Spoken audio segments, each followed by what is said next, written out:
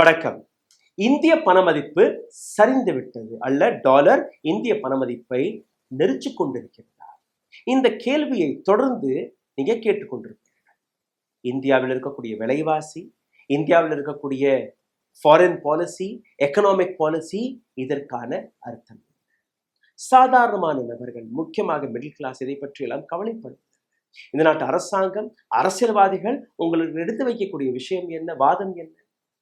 Dollar அதிகரிக்கும் போது நீங்க பயப்பட வேண்டாம், உங்களுக்கு இது நேரடியாக பாதிக்காது. ஆனால் அவர்கள் உங்களை ஏமாற்றுகிறார்கள். டாலர் ₹1 ஏறினால் கூட நேரடியாக பாதிக்கப்படக்கூடிய நபர்கள் நீங்கள் தான். உங்களுடைய சேமிப்பில் தான் அது பாதிப்பை எடுத்துக்காட்டும். உங்களுடைய வருமானத்தில் தான் அந்த பாதிப்பு. ஒட்டுமொத்த விஷயத்தை மிகவும் சுலபமாக நாங்கள் உங்களுக்காக கொண்டு வந்தோம். இந்தியன் ரிசர்வ் வங்கி நினைத்தால் ஒரு நொடியில் இந்த ப்ராப்ளம்கான சொல்யூஷனை கொண்டு வரலாம். ஒரு நொடி. அவர்கள் நினைத்தால் $1 இஸ் ஈக்குவல்ஸ் டு ₹1 கொண்டு வரலாம். அதாவது ₹1 ஒரு டாலரை கொண்டு வரலாம். ஆனால் இப்படி செய்ததால் என்ன லாபம்? இதை செய்யலாமா? என்ன நஷ்டம்? அதை செய்யலாம். அனைத்தையுமே நீங்க பார்க்க ஊடகங்கள் இதை பற்றி சீரியஸாக விவாதிக்கிறார்களா? முக்கியமாக தமிழ் ஊடகங்கள், ஹிந்தி ஊடகங்கள், கோதி மீடியா கிடையாது. அவர்களுடைய மிக முக்கியமான வேலை மோதியின் மாயஜாலத்தை, மோதியின் மகிமையை பாடுவது மட்டும்தான். இன்னைக்கு இந்த வீடியோ பதிவை மிகவும் கவனமாக கடைசி வரை கேளுங்கள். நேரடியாக உங்களை சம்பந்தப்பட்ட, உங்களுடைய வருமானத்தை சம்பந்தப்பட்ட, உங்களுடைய குழந்தைகளை, உங்களுடைய எதிர்காலத்தை சம்பந்தப்பட்ட இந்த வீடியோவாக இருக்கும். ஆனால் வீடியோக்குள் உங்களை கூட்டிச் செல்வதற்கு முன்பு ஒரு சிறிய கோரிக்கை. இது போன்ற வீடியோக்களை எழுதி இதற்கான ரிசர்ச்சை செய்து உங்களுக்கு முன்பு எடுத்து வருவதில் ஒரு மிக பெரிய டீம் வேலை பார்க்கிறது. அதை தாண்டி எங்களுடைய மணி நேரமும் அளவுக்கு அதிகமாக செலவு. இதனால் எங்களுக்கு எந்த விதமான லாபமும் கிடையாது. ஆகையால் இந்த வீடியோவை நீங்க பல நபர்களுக்கு கூட்டிச் செல்வதற்கான அந்த பொறுப்பை எடுத்துக்கொள்ளுங்கள். உங்களுடைய ஃபேமிலி குரூப்களில் உங்களுடைய நண்பர்களுக்கு இதை பகிருங்கள், ஷேர் செய்யுங்கள். இதை தாண்டி எங்கள் போன்ற சின்ன சின்ன ஊடகங்களுக்கு சப்போர்ட் செய்ய நினைக்கக்கூடிய நபர்கள் கீழே எழுதியிருக்கக்கூடிய UPI ஐடியிலும் அந்த ஆதரவை தெரிவிக்கலாம். நிர்மலா சீதாராமன் அவர்களிடம் இதே கேள்வி கேட்கப்பட்டது. மேடம், டாலர் ₹86, ₹87 தொட்டுவிட்டு என்ன செய்றீங்க? அதற்கு அவர் கொடுத்த பதில், கிடையாது தம்பி, இந்திய பணமதிப்பு சரியவில்லை, டாலர் பலமடைந்து கொண்டிருக்கிறது. விலைவாசியை பற்றி கேட்டால் நான் வெங்காயம் சாப்பிடுவதில்லை, நான் பூண்டு சாப்பிடுவேன். இந்த நாட்டு பிரைம் மினிஸ்டர், அவரிடம் நீங்க போய் கேட்டீர்கள்னா, ஒரு நாட்டுடைய பணமதிப்பு டாலருக்கு எதிராக சரியும் போது அந்த நாட்டுடைய பிரைம் மினிஸ்டருடைய இமேஜ் சரிகிறது. இது தனக்கு கூறவில்லை, இது மன்மோகன் சிங்கை பார்த்து அவர் கேலி செய்தார். ஆனால் இப்போ அவர் மவுண்ட் மோதியாக மாறிவிட்டார். ஒட்டுமொத்த கோதி மீடியா இது போன்ற விஷயங்களை பற்றி எந்த விதமான டிபேட்டையும் செய்வதில்லை, இது போன்ற ரிப்போர்ட்களையும் கொண்டு வருவதில்லை. காரணம், மோடி அவர்களுக்கு கொடுக்கக்கூடிய அந்த அண்டர் டேபிள் லஞ்ச பணம். தன்னுடைய மகிமை பாடுவதற்கே அவர்களுக்கு நேரம் கிடைக்கிறது மோடி அவர்களை பற்றி. அப்போ இது போன்ற மிக முக்கியமான விஷயங்களை பற்றி அவர்கள் பேசுவார்களா? நீங்க எதிர்பார்க்கவும் கூடாது. இந்த பதிவை நாங்கள் 4 பக்கமாக கொண்டு வந்திருக்கிறோம். சாப்டர் 1 to சாப்டர் 4 கடைசி வரை கவனமாக கேளுங்க. ட்ரம்ப் 2வது முறை பிரசிடென்ட் ஆன உடனேயே மாகா என்கிற ஒரு விஷயத்தை எடுத்து வைத்தார். அதுதான் ஒரு மிக பெரிய காரணமாக மாறி இருக்கிறது. டாலருடைய விலை அதிகரிப்பதற்காக, டாலர் பலமடைந்ததற்காக. எதற்காக ஒவ்வொரு நாளும் டாலருடைய விலை அதிகரித்துக் கொண்டிருக்கிறது என்று நீங்க பார்த்தீர்கள்னா, இந்த சார்ட்டை ஒரு முறை பாருங்கள். இந்த சார்ட்டில் நீங்க பார்த்தீர்கள்னா, உலகத்தில் இருக்கக்கூடிய மிகப்பெரிய எக்ஸ்போர்ட்டர்ஸ் 54% அதோட இன்வாய்சிங் அது டாலரில் மட்டும்தான். 54% டாலரை வைத்துதான் இன்வாய்சிங் நடக்கிறது. 58% குளோபல் ஃபாரெக்ஸ் ரிசர்வ் டாலரில் தான் வைக்கப்படுகிறது. 58% டாலர் ஃபாரின் ட்ரேடிற்காக, அதாவது இம்போர்ட் எக்ஸ்போர்ட்டிற்காக 88% பயன்பட்டு வருகிறது. இந்த 3 காரணங்களை நீங்க பார்த்தீர்கள்னா உங்களுக்கு புரிய வரும். டாலர் மக்களுக்கு தேவை, ட்ரேடருக்கு தேவை, உலகத்திற்கு தேவை. ஆனால் டாலர் குறைவாக இருக்கிறது. டாலரை அவர்கள் கட்டுப்பாட்டுக்குள் வைத்திருக்கிறார்கள். அதாவது சப்ளை வர்சஸ் ரெக்வயர்மெண்ட். சப்ளை குறைவாக இருக்கிறது, ரெக்வயர்மெண்ட் அதிகமாக இருக்கிறது. இதனால் டாலர் அதிகரித்து கொண்டிருக்கிறது. MAGA, make America great again, Trump உடைய ஸ்லோகன். இதை வைத்து ட்ரம்ப் என்ன நினைக்கிறார், எதற்காக டாலருடைய ரெக்வயர்மெண்ட் அதிகரித்து விட்டது என்று அதை நீங்க பார்க்கணும். அமெரிக்காவில் இன்வெஸ்ட்மெண்ட் அதிகரிப்பதற்காக, அங்க இருக்கக்கூடிய டாக்ஸ் பர்டன் குறைப்பதற்காக, அங்க இருக்கக்கூடிய லோக்கல்ஸ் அமெரிக்கன்களுக்கு வேலை வாய்ப்பை உருவாக்குவதற்காக, வெளிநாட்டில் இருக்கக்கூடிய நபர்கள் அமெரிக்காவில் வந்து இன்வெஸ்ட்மெண்ட் செய்வதற்காக, இன்வெஸ்டர்ஸ்களை அட்ராக்ட் செய்வதற்காக அவர் கொண்டு வந்த மெசேஜ் தான் மேக் அமெரிக்கா கிரேட் அகேன். இந்த அனௌன்ஸ்மெண்ட்டிற்கு பின்பு அமெரிக்காவுடைய எக்கனாமி பலமடைந்திருக்கிறது, அமெரிக்காவுடைய ட்ரேட் அதிகரித்திருக்கிறது. இந்த ஒட்டுமொத்த விஷயத்தில் அவர் இன்னொரு மிக முக்கியமான முடிவு எடுத்திருக்கிறார். High tariff on China goods, அதாவது சைனாவிலிருந்து அமெரிக்காவிற்கு வரக்கூடிய இம்போர்ட், அதில் அவர் ஹை டாரிஃபை, ஹை டாக்ஸை போட இருக்கிறார். அவர் எவ்வளோ? 60% 100%. இந்த டாக்ஸ் இம்போசிஷனுக்கு பின்பு அமெரிக்காவிலேயே ஃபேக்டரிகள் போக தொடங்கும். அதாவது சைனாவிலிருந்து ஃபேக்டரிகளை அகற்றி அமெரிக்காவிலேயே கொண்டு வந்து அந்த ஃபேக்டரிகளை நடத்த ஆரம்பிப்பார்கள். இந்த ஒட்டுமொத்த விஷயத்தை நீங்க பார்த்தீர்கள்னா, companies will come to America என்கிற ஒரு இன்டர்வியூவையும் ட்ரம்ப் அவர்கள் கூறியுள்ளார். அந்த வீடியோவை நீங்க பாருங்கள். அதற்கு பின்பு இதே சப்ஜெக்டில் உங்களை கூட்டிச் செல்கிறேன், பாருங்கள். The higher the tariff, the more likely it is that the company will come into the United States and build a factory in the United States so it doesn't have to pay the tariff. இவர் பேசிய அந்த கடைசி வார்த்தையை நீங்க கவனமாக கேட்க வேண்டும். MAGA, company will come to America. மற்ற நாடுகளில் இருக்கக்கூடிய கம்பெனிகள் அமெரிக்காவில் வந்து இங்க அந்த ஃபேக்டரிகளை தொடங்குவார்கள்.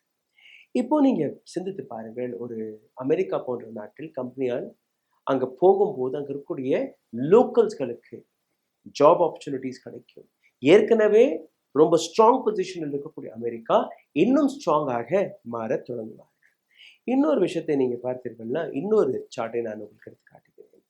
44% உலகத்தில் இருக்கக்கூடிய ஃபைனான்சியல் கம்பெனிஸ்களிலிருந்து 44% அமெரிக்கா நாட்டை சார்ந்த கம்பெனிகளாக தான் இருக்கிறது. 55% உலகத்தில் இருக்கக்கூடிய richest health care companies 55% are from America. 73% tech based companies, technology based companies America. Stock market cap, American கம்பெனியோடைய ஸ்டாக் மார்க்கெட் கேப்பை நீங்க பார்த்தீர்கள்னா, உலக நாடுகளிலிருந்து 65% வெறும் அமெரிக்கா நாட்டின் இந்த கம்பெனிகளுக்காகவே 65%. இது அமெரிக்காவுடைய நிலை. அமெரிக்கா டாமினேட்ஸ் த வேர்ல்ட், இது உண்மைதான். ட்ரம்ப் இதை இன்னும் பலமடைக்க பார்க்கிறார். அதாவது இன்னும் ஸ்ட்ராங்காக, இன்னும் பலத்துடன் அமெரிக்கா நிற்க வேண்டும் என்கிற அந்த விஷயத்தை அவர் எடுத்து வைக்கிறார். இதனால் என்ன நடக்கிறது? சைனாவிலிருந்து தன்னுடைய கம்பெனிகளை முடக்கி மூடி அங்கிருந்து அமெரிக்கா ஷிஃப்ட் ஆக தொடங்கிவிட்டார்கள். யூரோப் நாடுகளில் இருக்கக்கூடிய கம்பெனிகள் அமெரிக்க நாட்டிற்கு ஷிஃப்ட் செய்வதற்காக தொடங்கிவிட்டார்கள்.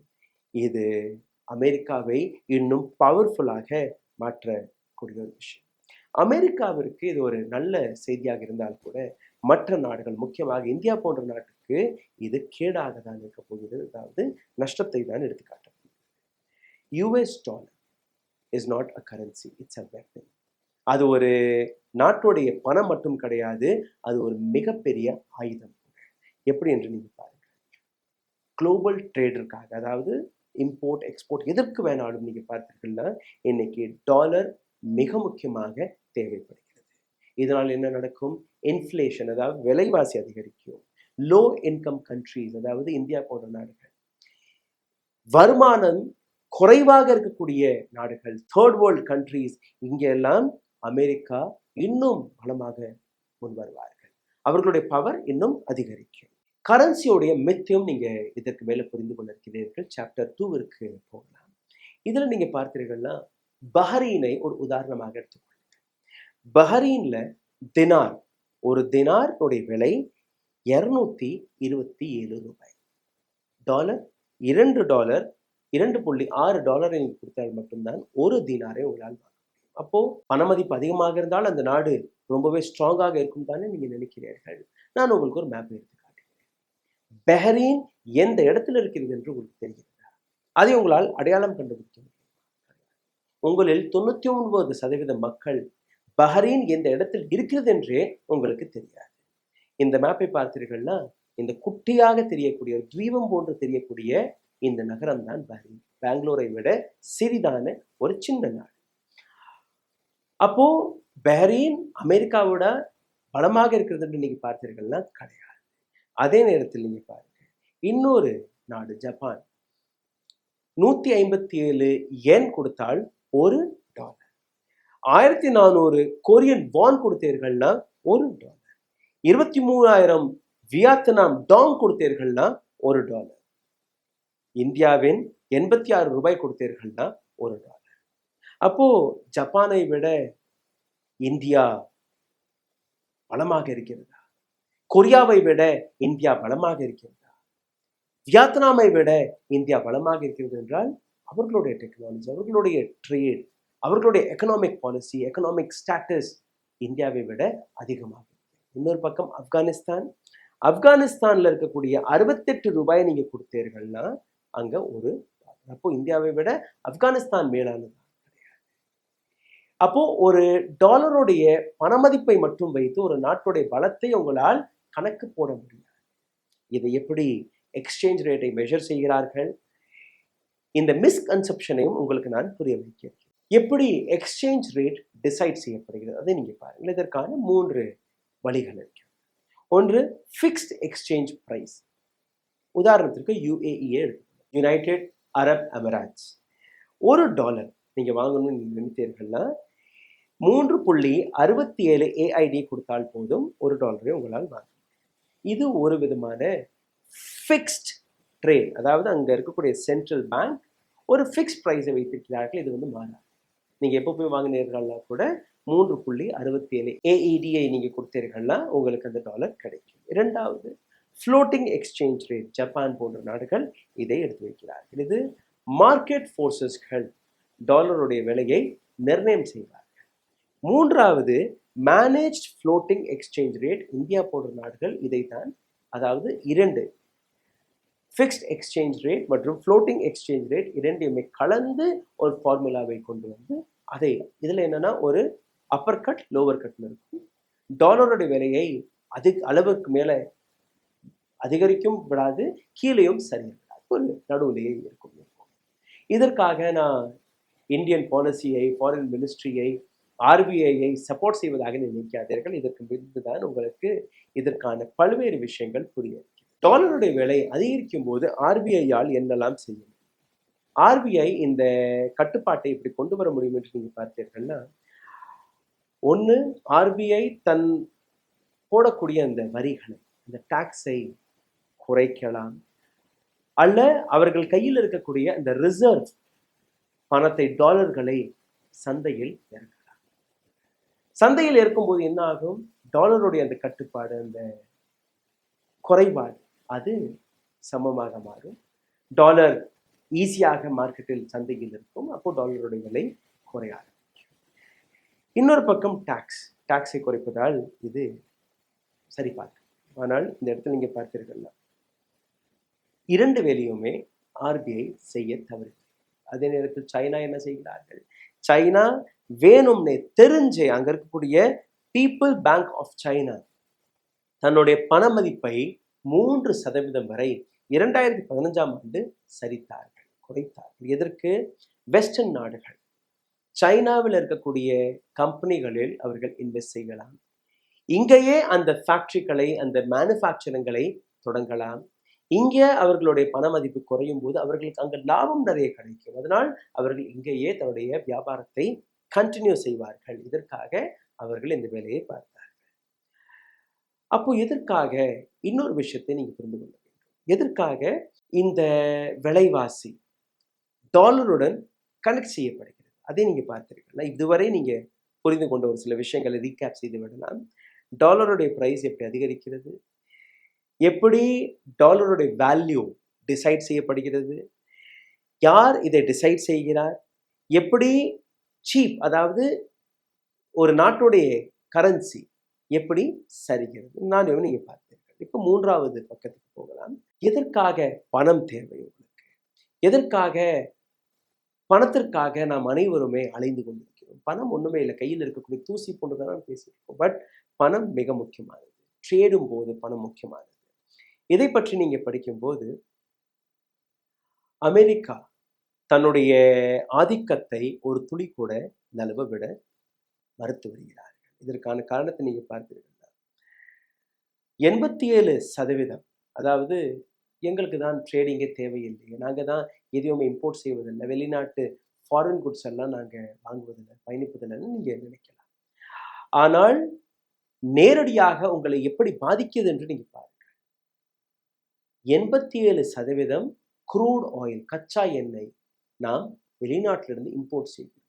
அதற்காக கொடுக்கக்கூடிய பணம் இந்திய பணத்தில் கிடையாது, டாலர் வழியாக 87% இம்போர்ட் செய்யக்கூடிய அந்த க்ரூட் ஆயிலுக்கு நம்ம கொடுத்த பணம் $134 பில்லியன், $134 பில்லியன். இப்போ எப்படி உங்களுக்கு இந்த பாதிப்பு ஏற்படுகிறது என்று நீங்க பாருங்க. போன வருடத்தை நீங்க எடுத்துக்கொள்ளுங்கள். போன வருடம் நீங்க பார்த்தீர்கள்னா அப்போ உள்ள டாலர் விலைக்கும் இப்போ உள்ள டாலர் விலைக்கும் ஒரு அரசாங்கம் இந்த டாலர் எக்ஸ்சேஞ்சை 2 முறையாக மாற்ற அவசியம் இருக்கிறது. இந்தியா போன்ற நாடு முதல் நீங்க இந்திய பணத்தை கொடுத்து டாலர் வாங்கணும், அந்த டாலரை கொடுத்து நீங்க க்ரூட் ஆயில் வாங்கணும். அப்படிதான் அது எக்ஸ்சேஞ்ச் ஆகி மாறி வரும். ஒரு வருடத்திற்கு முன்பு 80 ரூபாயாக இருந்த டாலர் இன்னைக்கு 86 ரூபாயாக மாறிவிட்டது. அப்போ ஒரு வருடத்திற்கு முன்பு ஒரு பேரல் கச்சா எண்ணெய் 5840 ரூபாயாக இருந்தது, இன்னைக்கு 86 ரூபாயாக மாறிவிட்டது. அதே ஒரு பேரல் கச்சா எண்ணெய் இன்னைக்கு 6278 ரூபாயாக உயர்ந்து விட்டது. அப்போ ஒரு பேரலுக்கு நீங்க 438 ரூபாய் அதிகமாக கொடுக்கிறீர்கள். இந்த 438 ரூபாய் அதிகமான அந்த எக்ஸ்சேஞ்ச், அந்த லாஸ் அரசாங்கம் ஏற்றுக்கொள்ளுமா? கிடையாது. அரசாங்கத்திற்காக வேலை பார்க்கக்கூடிய ஆயில் கம்பெனிஸ்கள் எடுத்துக்கொள்வார்களா? கிடையாது. நேரடியாக இது உங்கள் மீது தான் வரும். எப்படின்னு நீங்க பாருங்க. ஒரு சென்னை போன்ற நகரத்தில் ஒரு நபர் கார் வைத்திருக்காருன்னு வச்சிங்கன்னா ஒரு மாதத்திற்கு 3000 ரூபாய் எந்த இடத்துல அவர் செலவு செய்து வந்தாரோ, இன்னைக்கு டாலர் பிரைஸ் அதிகரித்ததால் 3200 ரூபாய் அவர் செலவழித்து வருகிறார். ஒரு கேப் ஃபேர், டாக்ஸியில் நீங்கள் போயிட்டு வரீங்க, ஆட்டோவில் போயிட்டு வரீங்க அப்படின்னு பார்த்தீங்கன்னா அதே 3000 ரூபாய்க்கு எதிராக நீங்கள் 3200 ரூபாய் கொடுக்க நீங்கள் கட்டாயப்படுகிறீர்கள். ஃப்ளைட் ப்ரைஸ், விமானத்தில் நீங்கள் போக நினைத்தீர்கள்னா ஒரு போன வருடம் 5000 ரூபாயாக இருந்த அந்த டிக்கெட் இன்னைக்கு 6000 ரூபாயாக உயர்ந்து விட்டது. இல்லை சார், நாங்கள்லாம் ஃப்ளைட்லலாம் போக மாட்டோம், எங்களுக்கெல்லாம் இந்த காரெல்லாம் எங்களுக்கு தேவையில்லை, டாக்ஸிலலாம் நாங்கள் போகிறதே இல்லை, எங்களுக்கு எதுவுமே தேவை. அப்போது மீதம் இருக்கக்கூடிய நபர்கள், பஸ்ஸில் போகக்கூடிய நபர்கள், விவசாயிகள், லேபர்ஸ், இவர்களுக்கெல்லாம் தேவையில்லை. இல்லை, இந்தியா 2 தரப்பில், அதாவது இந்தியாவில் இருக்கக்கூடிய மக்கள் 2 தரப்பிலும் அடிபடுகிறார்கள். ஒரு பக்கம் டாலருடைய விலை அதிகரிக்கும் போது அதிக பணத்தை கொடுத்து நாம் க்ரூட் ஆயிலை வாங்கி கொண்டிருக்கிறோம். 2வது, நம்மக்கிட்ட ஆயிலே கிடையாது, இம்போர்ட் செய்வதற்கு அந்த எண்ணெயே கிடையாது. இப்போ நான் ஒரு விவசாயி, நான் ஒரு தொழிலாளி, எனக்கு மிடில் கிளாஸ், என்னோட சைக்கிள் மட்டும்தான் இருக்கு. சாப்பிட்றீங்க இல்லையா, காய்கறி வாங்குறீங்க இல்லையா, பருப்பு வாங்குறீங்க இல்லையா, அப்போ என்னெல்லாம் ட்ரக் வழியாக உங்கள் சந்தைக்கு வருகிறதோ அதில் வரக்கூடிய டிரான்ஸ்போர்ட்டேஷன் காஸ்ட் அது அதிகரிக்கும் போது உங்களுடைய விலைவாசியும் அதிகரிக்கும். 30 ரூபாய் விற்கக்கூடிய வெங்காயம் 35 ரூபாய் 40 ரூபாயாக உயரும். 30 ரூபாய் விற்கக்கூடிய தக்காளி 40 ரூபாய் 50 ரூபாயாக 100 ரூபாய் கூட தொட்டுவிடும். அப்போ நீங்க ட்ரேட் செய்தாலோ இல்லை உங்கள் கையில் வாகனங்கள் இருந்தாலோ இல்லை, அப்படி கிடையாது. இந்த நாட்டில் அங்க 1 ரூபாய் ஏறினால் உங்களுடைய விலைவாசியும் இங்கே அதிகரிக்கும். எப்படின்னு நீங்க கேட்பீங்க. அதையும் நீங்க புரிந்து கொள்ளுங்கள். இப்போ வியாபாரிகள், மார்க்கெட் சந்தையில் இருக்கக்கூடிய பெரிய பெரிய முதலாளிகள் வெளிநாட்டில இருந்து அவர்கள் கடன் வாங்குறாங்க. ஒரு 100 கோடி ரூபாய் ஒரு கம்பெனி கடன் வாங்க இந்தியாவில் இன்வெஸ்ட் பண்றாங்க. அவர்கள் கடன் வாங்கும்போது 80 ரூபாய் டாலராக வாங்கியிருப்பாங்க. இன்னைக்கு 86 ரூபாய். அதாவது திருப்பி கொடுக்கும்போது 7.5% அவர்கள் அதிகமாக திருப்பி கொடுக்கணும். எக்ஸ்சேஞ்ச் பிரைஸ் பாருங்க. அப்போ அவர்கள் ப்ரொடியூஸ் செய்யக்கூடிய அந்த பொருட்கள் அதற்கான விலையும் உயரும். ரெண்டாவது, அவர்கள் அதற்கான வட்டியும் கட்டணும், இன்ட்ரெஸ்டும் கட்டணும். இன்ட்ரெஸ்ட் பிளஸ் இந்த difference between last year to this year. ஒவ்வொரு ரூபாயும் உயர உயர அவர்களுடைய விலைவாசியும் உயரும். இப்போ இதை ரொம்ப சிம்பிளாக புரிஞ்சு கொள்ளுங்கள். இந்தியா மீது இருக்கக்கூடிய கடன் $682 பில்லியன், $682 பில்லியன். 80 ரூபாய் 78 ரூபாய் பர் டாலருக்கு நம்ம வாங்கியிருக்கோம். இன்னைக்கு 86 ரூபாயாக உயர்ந்து விட்டது. அப்போ எவ்வளவு நம்ம அதிகமாக கொடுக்கணும்? $5 பில்லியன் நாம் அதிகமாக கொடுக்க கட்டாயப்படுகிறோம். இப்போ சிந்தித்து பாருங்கள், நேரடியாக உங்களை இது பாதிக்கிறதா? இப்போ உங்களுக்கு பல பேருக்கு புரியாது என்று நினைப்பார்கள். ஏன் இந்தியா பின்னாடி இருக்கிறது? ஏன் சைனா போன்று நம்மளால் ட்ரேட் செய்ய? சைனாவை நீங்க கவனமாக பார்த்தீர்கள்னா இன்னைக்கு சூப்பர் பவராக மாறுவதற்கு ரொம்பவே நெருக்கமாக நெருங்கி. சைனாவுடைய உத்தேசம் அங்க இருக்கக்கூடிய ஃபேக்டரிகள், அவர்கள் இன்னைக்கு வேர்ல்ட் கரன்சியை வேணும்னே அங்க மாற்றக்கூடிய வேலையை பார்த்து வருகிறார். அதாவது திடீர்னு சைனாவுடைய பண மதிப்பை குறைத்து விடுவார்கள் மற்ற நபர்கள் அங்க வந்து ட்ரேட் செய்வதற்காக. ஆனால் இந்தியா அந்த நிலையில் கிடையாது. காரணம், இந்தியாவிடம் எந்த விதமான பொருளும் கிடையாது. இந்தியாவிடம் அந்த வேர்ல்ட் கிளாஸ் பொருட்கள் கிடையாது. இந்தியாவிடம் அந்த டெக்னாலஜி கிடையாது. இந்தியாவிடம் அந்த பெரிய பெரிய நெட்வொர்க் கிடையாது. ப்ரொடியூஸ் செய்வதல்ல, நாம் மேனுஃபேக்சரிங் செய்வதல்ல. இதனால் யாருக்கு லாபம்? கோவிட் காலகட்டத்தில் சைனாவுக்கு எதிராக பல நாடுகள் திரும்பினார்கள். அதற்கான லாபத்தை இந்தியா எடுத்திருக்கலாம், ஆனால் இந்தியா எடுக்கவில்லை. வியட்நாம் போன்ற நாடுகள், இந்தோனேஷியா போன்ற நாடுகள், கொரியா போன்ற நாடுகள் அதற்கான லாபத்தை எடுத்துக்கொண்டார்கள். $1 is equal to 1 Ruby. Chapter 4 கவனமாக கேளுங்கள். இந்த மேஜிக் இப்படி நடக்கலாம். ஆர்பிஐ நினைத்தால் ஒரு நொடியில் $1 1 ரூபாய்க்கு ஈடாக கொண்டு வரலாம். எஸ், இதை நீங்க பார்த்தீர்கள்னா இதை ரீடெனாமினேஷன் என்று கூறுவார்கள். டர்க்கி 2005ஆம் ஆண்டு இதை தான் செய்தார்கள். அதாவது 1 பில்லியன் லைராவை 1 லைராவாக கூற தொடங்கினார்கள். இந்தியாவும் அப்படி செய்யலாம். 100 ரூபாயை 1 சூப்பர் ரூபியாக அவர்கள் எடுத்து காட்டலாம். அதனால் என்ன ஆகும்? 0.86. இன்னைக்கு எப்படி 86 ரூபாய் நீங்க சொல்றீங்களோ 0.86 அது குறைந்துவிடும். ஆனால் இதனால் என்ன லாபம்? வெறும் கண் தொடப்பு மட்டும்தான், வெறும் ஏமாற்றம் மட்டும்தான். இதற்கு முன்பு நீங்க பார்த்தீர்களா, நம்மளிடமே 1 ஆனா 1 பைசாலாம் இருந்தது, 25 பைசாவெல்லாம் வருது. அதாவது சின்ன கரன்சியை வைத்து, சின்ன டினாமினேஷனை வைத்து உங்களால் பொருட்களை வாங்க கொடுக்க முடியும். இன்னைக்கு 1 ரூபாய்க்கு நீங்க போய் பொருட்களை பார்த்தீர்களா கூட கிடையாது. 1 ரூபாய்க்கு கூட மதிப்பு கிடையாது. அப்போ இந்த சூப்பர் 1 ரூபிக்கான எந்த விதமான மதிப்பும் கிடையாது. எப்படி இதை சரி பார்க்கலாம்? PPP என்கிற இந்த ஃபார்முலா, அதாவது பர்ச்சேசிங் பவர் பேரிட்டின்னு சொல்லுவார்கள். அதாவது உங்கள் கையில் ஒரு பொருளை வாங்குவதற்கு தேவைப்படக்கூடிய அந்த பணம் இருந்தால் மட்டும்தான் உங்களால் இந்த பிரச்சனையை சரி பார்க்க முடியும்.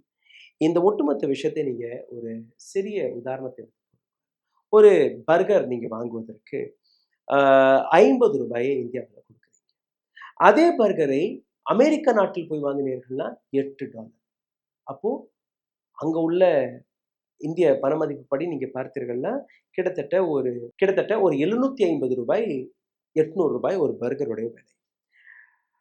சார், நமக்கு தான் 50 ரூபாய்க்கு கிடைக்குது, அவங்களுக்கு 800 ரூபாய்க்கு கிடைக்குது. அப்போ அங்கதானே விலைவாசி அதிகம். ஆமாம், ஆனால் இந்தியாவில் இருக்கக்கூடிய சேலரி, வருமானம் அமெரிக்கா நாட்டில் இருக்கக்கூடிய வருமானத்தை விட 8 மடங்கு குறைவாக.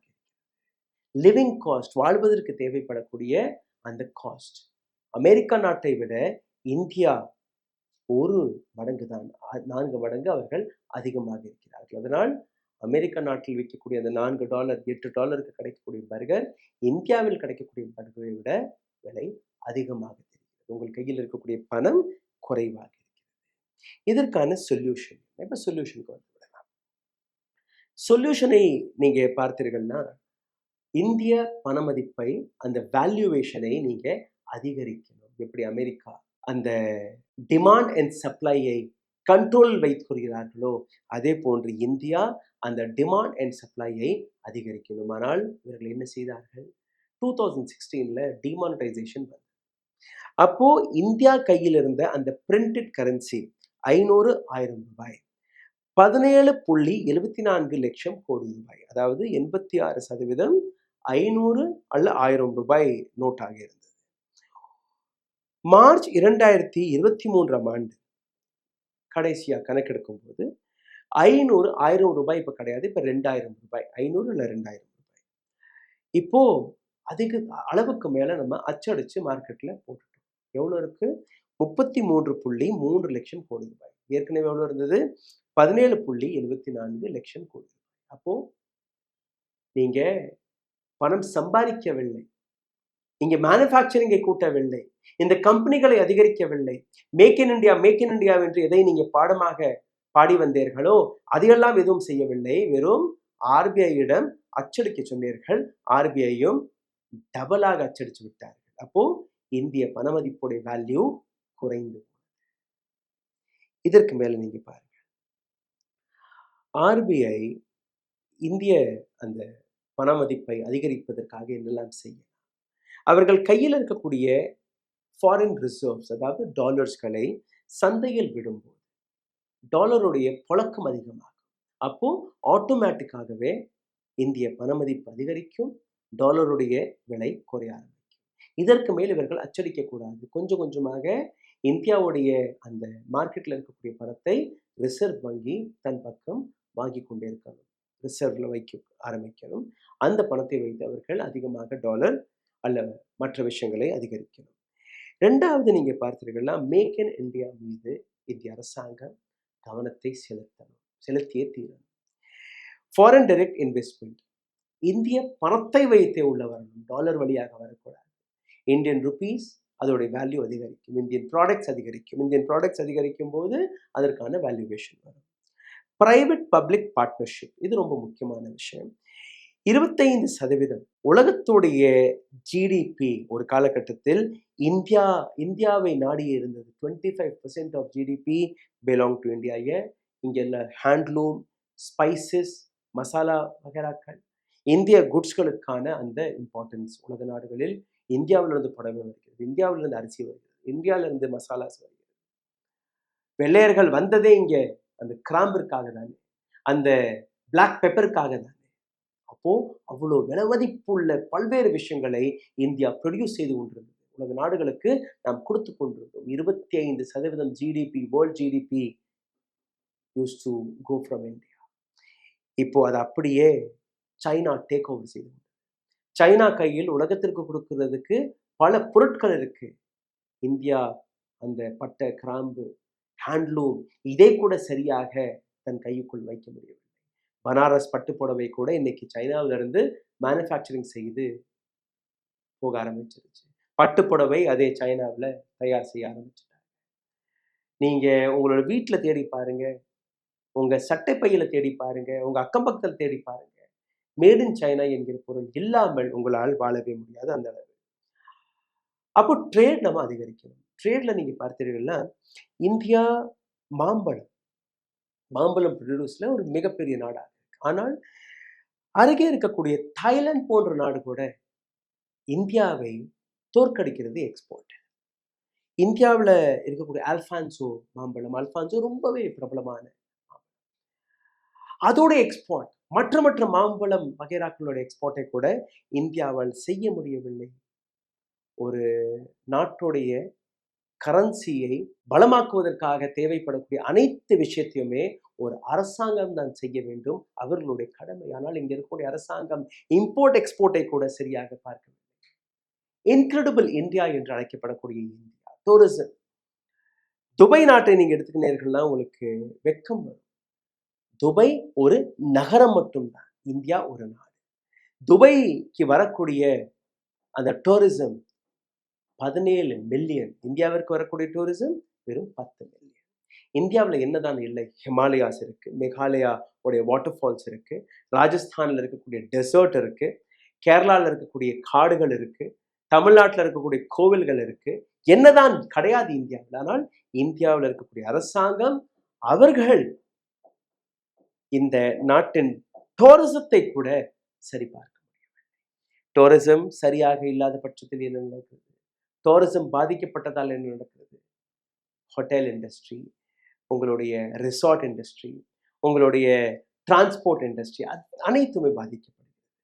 அப்போ இது எல்லாத்தையுமே சரி பார்ப்பதற்காக சொல்யூஷன் இந்தியாவுடைய பணமதிப்பை பலப்படுத்த வேண்டும். அதற்காக நீங்க என்ன செய்யணும்? இந்த நாட்டில் மேனுஃபேக்சரிங் அதிகரிக்கணும், இம்போர்ட் எக்ஸ்போர்ட் அது அதிகரிக்கணும். டாலருடைய விலையை குறைப்பதற்கு இந்தியாவுடைய பணமதிப்பை நீங்க பலப்படுத்தணும். டூரிசம் அது நீங்களும் செய்யலாம். அதாவது உங்களுக்கு சொந்தக்காரர்கள் இருப்பார்கள் மலேசியாவில், சிங்கப்பூர்ல, ஸ்ரீலங்காவில், அமெரிக்காவில். என்ஆர்ஐஸ் அவர்கள் இங்கே வரமாட்டார்கள், பரவாயில்லை. ஆனால் என்ஆர்ஐஸ் கையில் இருக்கக்கூடிய அந்த பவரை நீங்க பார்த்தீர்கள்னா அவர்கள் டாலர்ஸ் இந்தியாவில் கொண்டு வருவதற்கான ஒரு மிகப்பெரிய சேனலாக மாறும். இமெயில் போடுங்க, சும்மா ஒரு பொங்கலுக்கோ தீபாவளிக்கோ வந்து போக சொல்லுங்கள். அவர்கள் ஒரு முறை வரும்போது போகும்போது டாலர் இந்தியாவிற்குள்ள வரும்.